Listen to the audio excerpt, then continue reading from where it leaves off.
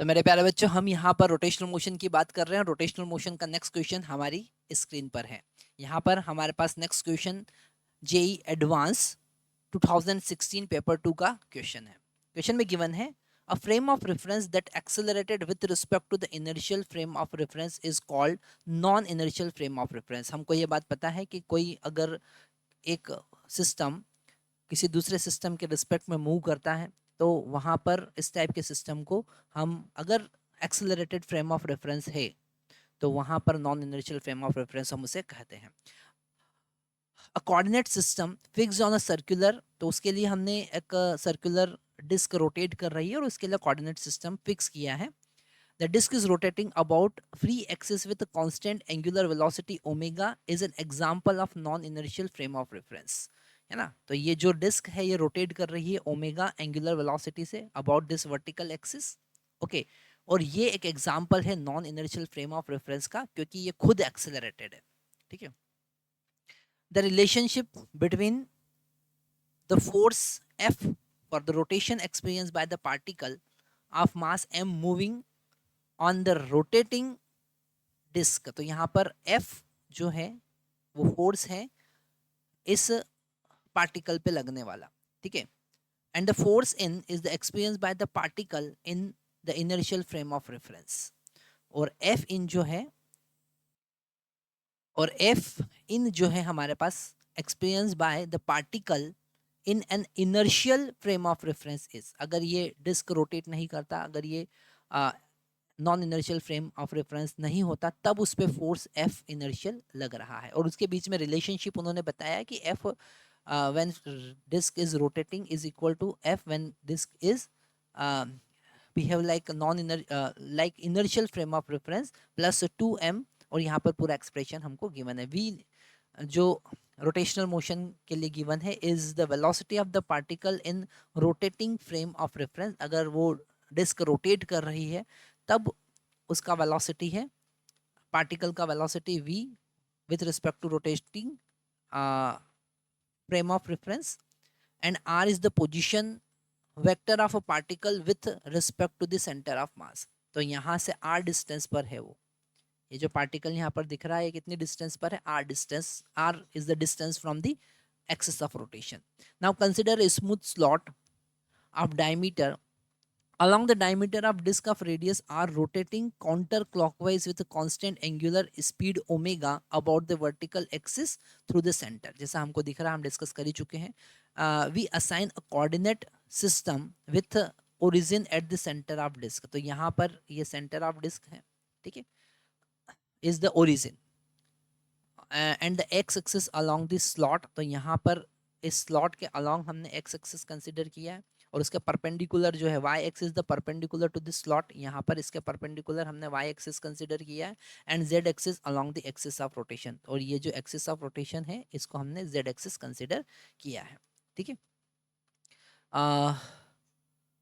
and this omega can written as omega kk because the direction of omega is vertical upward. Okay, a small block of mass m is gently placed in the slot at distance r equal to r by 2 I cap at t equal to 0। तो यहाँ पर t equal to 0 पर हमने यहाँ पर r by 2 distance पर एक particle, एक छोटा सा ब्लॉक वहाँ पे रखा है। Constant in the move only along the slot, तो यहाँ पर स्लॉट बना है तो उस स्लॉट के अलॉन्ग भी वो मूव कर सकता है। हमको फाइंड करना है distance R as a function of time T. Okay, तो यहाँ पर हमें एक्सेलरेशन का कॉन्सेप्ट देखना पड़ेगा कि इस पे जो फोर्स लग रहा है, जो सेंट्रीफ्यूगल फोर्स लगेगा जिसके कारण ये बाहर की तरफ मूव करेगा, यहाँ पर एक सेंट्रीफ्यूगल फोर्स लगेगा, तो उस सेंट्रीफ्यूगल फोर्स एफ को हम लिख सकते हैं M omega square into are.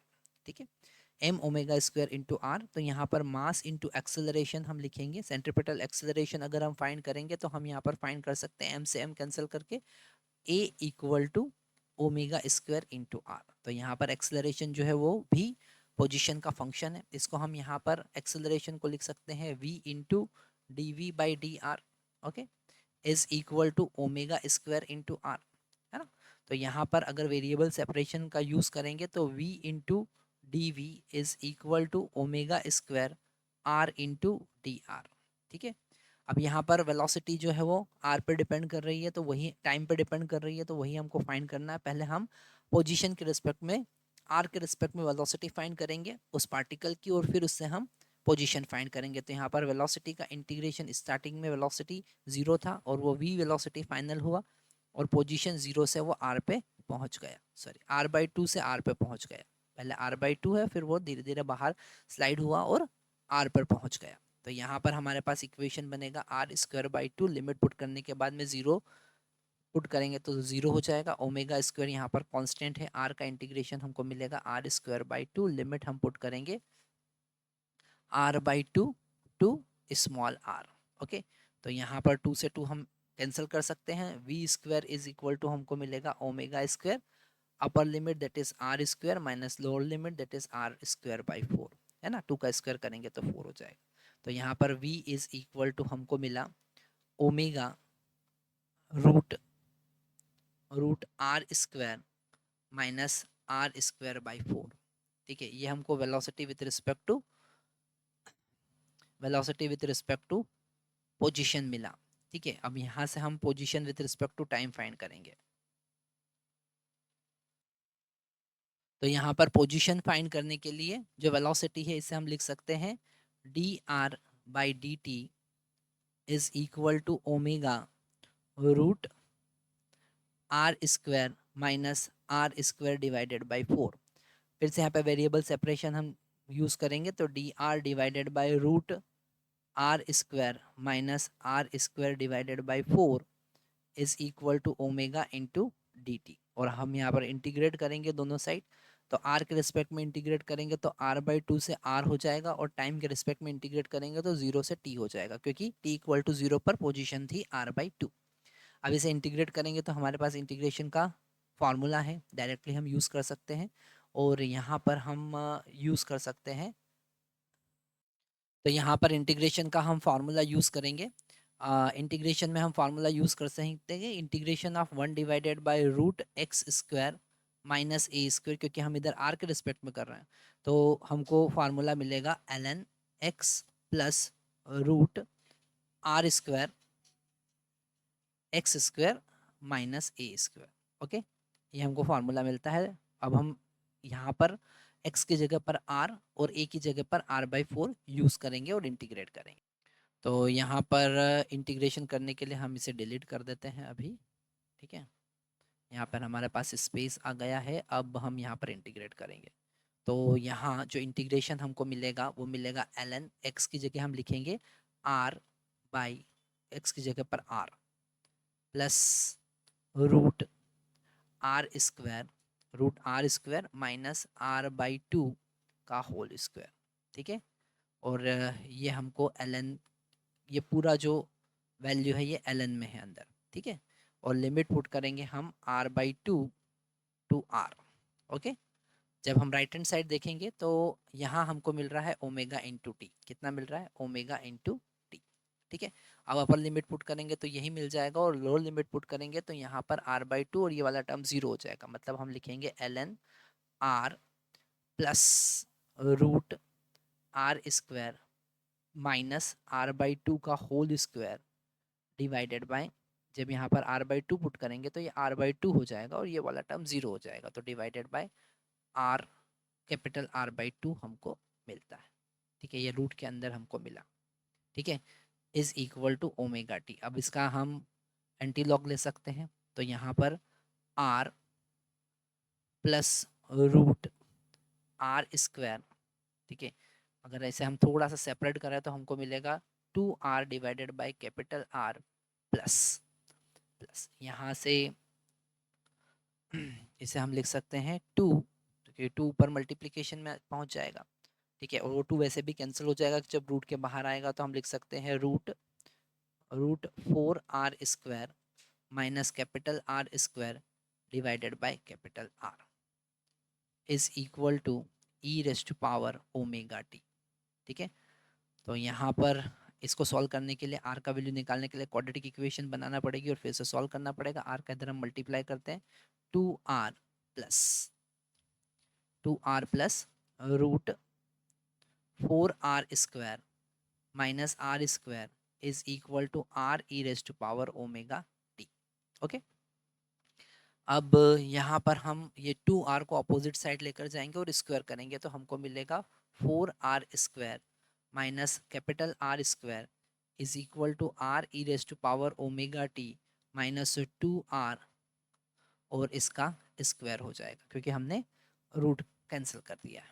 अब इसका स्क्वायर ब्रेक करेंगे और वहाँ से r का वैल्यू हम कैलकुलेट करेंगे तो 4r square minus capital R square is equal to, ये हो जाएगा R square E raise to power 2 omega T, okay, plus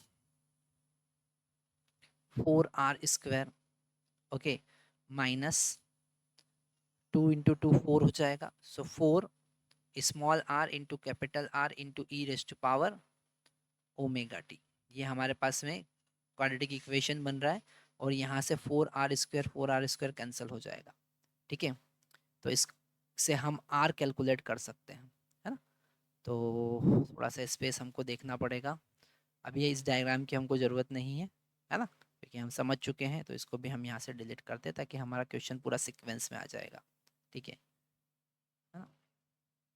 आगे इसको देखते हैं तो हमको लेफ्ट हैंड साइड क्या मिल रहा है, माइनस आर स्क्वायर, और राइट हैंड साइड क्या मिल रहा है, R square E raise to power 2 omega T, okay, R square E raise to power 2 omega T minus 4r E raise to power omega T. Okay, तो यहाँ अगर हम देखते हैं आगे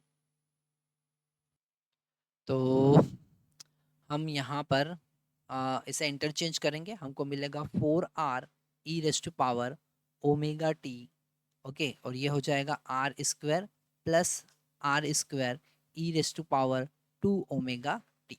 ठीक है, तो यहाँ से r का वैल्यू हम फाइंड करेंगे, r is equal to R square यहाँ से कॉमन ले सकते हैं, divided by 4r as it is, और यहाँ पर मिलेगा 1 plus E raise to power 2 omega T divided by E raise to power omega T. Okay, इसे सेपरेट करेंगे अब हम, तो यहाँ पर स्मॉल r का वैल्यू यहाँ पर हम कलर चेंज कर लेते हैं ताकि आपको ईजी रहेगा चीज़ों को डिफ्रेंशिएट करना। तो यहाँ पर हमको मिलेगा r, जस्ट मिनट, यहाँ पर हमारे पास में इधर मल्टीप्लिकेशन में कैपिटल R भी प्रेजेंट था, तो एक कैपिटल R यहाँ पर कैंसिल हो जाएगा क्योंकि यहाँ पर कैपिटल R प्रेजेंट था, तो ये R और स्क्वायर को कैंसिल कर देगा, तो यहाँ पे न्यूमरेटर में हमारे पास में केवल R ही बचेगा। तो हमारे पास में स्मॉल r यहाँ पे नहीं है, r/4 इसे हम सेपरेट करेंगे और हमको मिलेगा e raise to power minus omega t plus E raise to power omega t, है ना। तो यहाँ पर ये हमारा रिलेशनशिप आया और आप चेक कर सकते हैं कि कौन सा ऑप्शन हमारा करेक्ट होगा। ठीक है, तो यहाँ पर हम सी ऑप्शन करेक्ट देख रहे हैं।